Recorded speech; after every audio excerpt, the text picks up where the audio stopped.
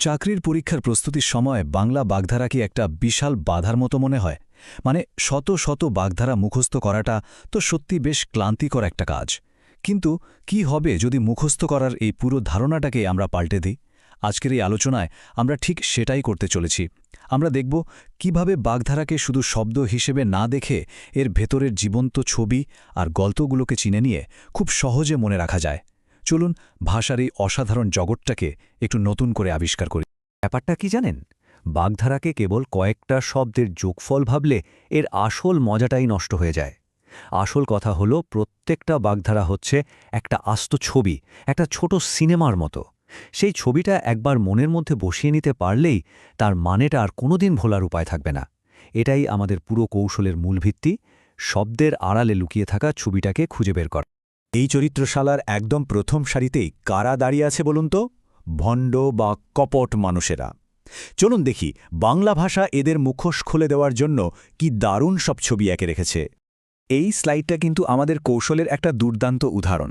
দেখুন, এখানে ৩টি আলাদা বাগধারা, কিন্তু লক্ষ্য একজনই, ভণ্ড। যেমন বক ধার্মিক।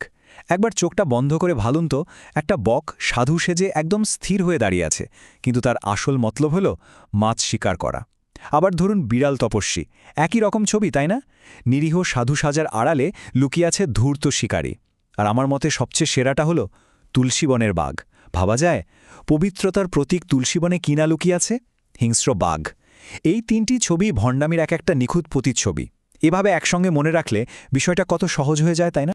এবার দেখুন দুটো একেবারে বিপরীত মেরুর চরিত্রকে।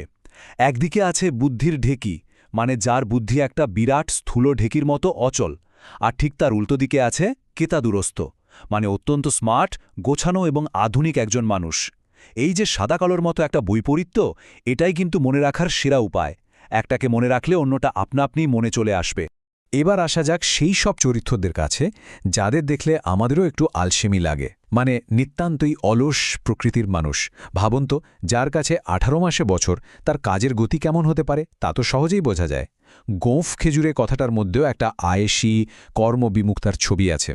আর গদাই লস্করি চাল, এই শব্দগুলো উচ্চারণ করলেই যেন একটা ধীরগতির, হেলেদুলে চলার দৃশ্য চোখের সামনে ভেসে ওঠে।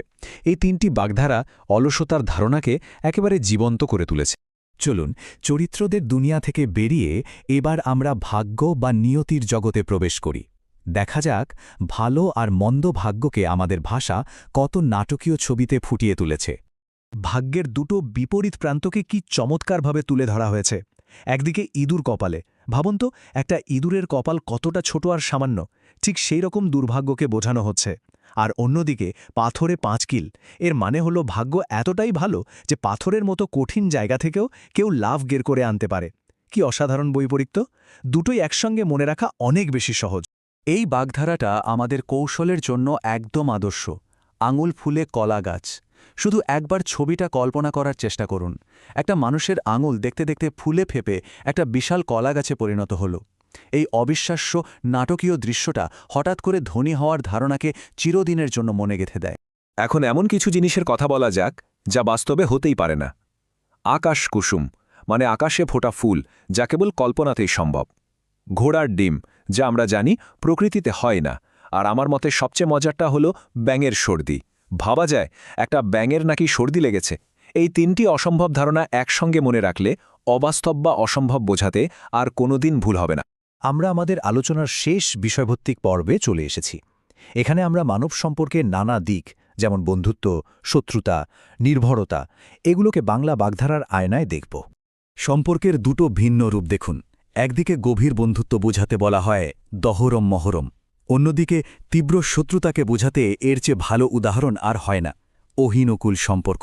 অহি মানে সাপ, আর নকুল হল বেজি। আর সাপ আর বেজির যে চিরন্তন শত্রুতা, সেই ছবিটাই এই বাগধারাকে এতটা শক্তিশালী আর মনে রাখার মতো করে তুলেছে। আবারও চলুন ছবিটা কল্পনা করি। দুধের মাছি। মাছি কখন ভিড় করে বলুন তো? যখন দুধ বা মিষ্টি জাতীয় ভালো খাবার সামনে থাকে। ঠিক সেই রকমই যে বন্ধুরা কেবল সুসময় পাশে থাকে, ভালো অবস্থায় ভিড় করে, তাদেরকেই এই চমৎকার ছবিতে বর্ণনা করা হয়েছে। এই দৃশ্যটা মনে রাখলে সুসময়ের বন্ধুর ধারণাটা আর কখনোই গুলিয়ে যাবে না। এটি একটি অত্যন্ত আবেগঘন আর গভীর অর্থবহ বাগধারা। অন্ধের যষ্টি বা অন্ধের লাঠি। একজন দৃষ্টিহীন মানুষের কাছে তার লাঠিটা যেমন পথ চলার একমাত্র ভরসা, তার সব কিছু, ঠিক তেমনি একজন অসহায় মানুষের একমাত্র সহায় বা অবলম্বনকে এই বাগধারার মাধ্যমে বোঝানো হয়। এর মধ্যে যে নির্ভরতা আর মমত্ববোধ আছে তা সত্যি অসাধারণ।